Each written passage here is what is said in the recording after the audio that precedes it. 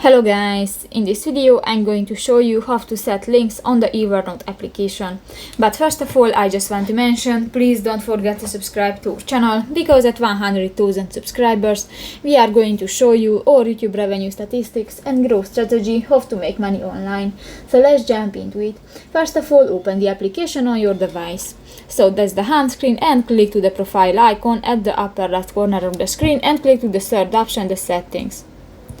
Here, click to the third option again, the notes, and you can find the links and attachment option. Here you can find the Evernote links option, the first. Click that, and you can select three options: the text, the title, or the preview displaying option. And actually I use the preview, but you can select the text or the title. So that's pretty much it for this video, guys. See you in the next one. Bye bye.